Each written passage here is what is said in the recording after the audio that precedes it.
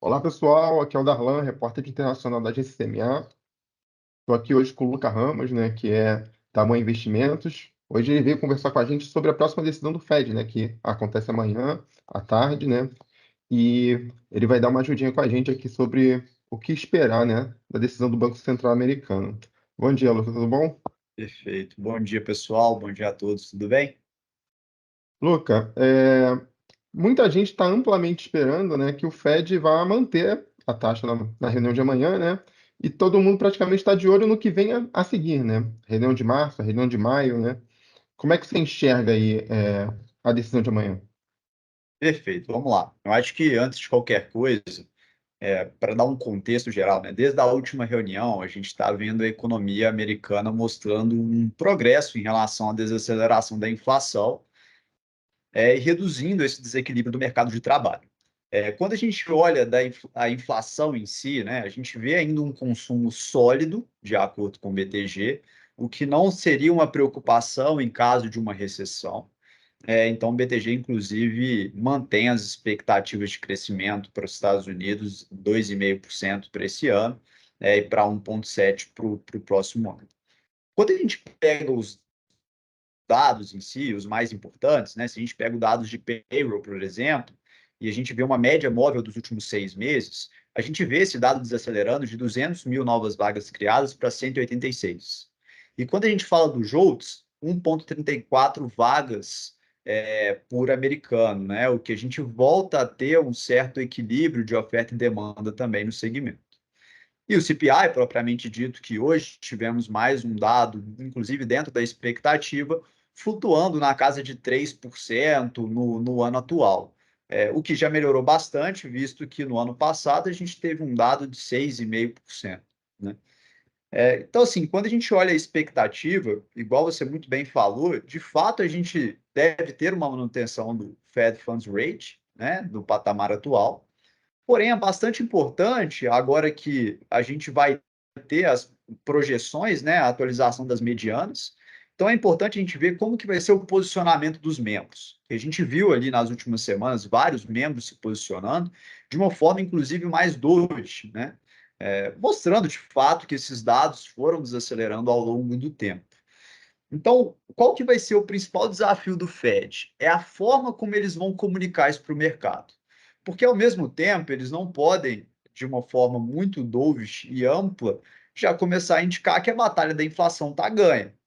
Então, na nossa visão, na visão do BTG, eles devem manter um discurso de higher for longer, né? Então, de manter uma taxa de juros no patamar atual, pelo menos até o segundo trimestre do próximo ano, e observar, à medida que os dados forem saindo, na possibilidade de um corte ainda no primeiro semestre do ano que vem. Entendi. Vamos tentar resumir aqui, então. Vamos dizer, o trabalho do Fed ainda não está pronto, então, né?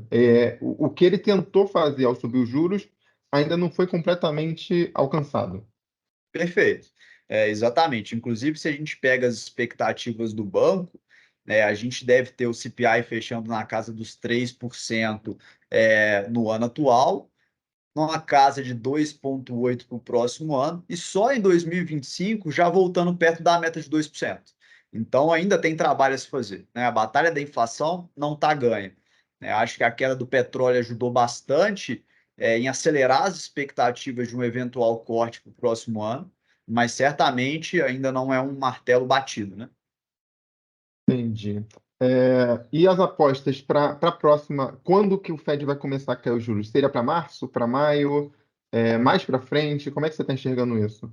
Legal, vamos lá. Se a gente olha as expectativas, né, a gente tem uma probabilidade hoje em torno de 40% para um corte em março, e ela aumenta marginalmente nas reuniões subsequentes para 50%. Na visão do BTG, o mais palpável é o Fed tentar levar esse corte de juros o mais próximo possível do meio do ano que vem. Então, se fosse para dar uma aposta e um sentimento aqui do banco, seria entre março e junho ali do ano que vem, né? No final do primeiro trimestre do ano, primeiro semestre. Beleza, beleza, Luca. Sobre a economia dos Estados Unidos, o Fed ainda acredita muito nessa visão do pouso suave, né? Você até falou sobre os comentários doves recentes, né? O Waller comentou, a Bowman, né? Falando sobre a possibilidade cada vez maior, né? De a gente chegar no pouso suave. É por aí mesmo, assim, os Estados Unidos vai conseguir fugir bem dessa recessão que foi amplamente divulgada? Eu acho que sim. A gente viu uma série de dados amplamente positivos no mês passado, principalmente. E aí começou toda essa discussão, né? Será que vai ter que ter um pouso forçado aqui? Ou de fato a gente vai conseguir esse pouso suave e cortar os juros no tempo certo? Então, quando a gente olha esse recorte e aí começa a ver os dados do mês atual, a gente já começa a ver que, de fato, foi um ponto fora da curva os dados do mês passado. A gente já está vendo agora dados dentro da expectativa de novo, seja o CPI, seja o payroll, que veio marginalmente acima.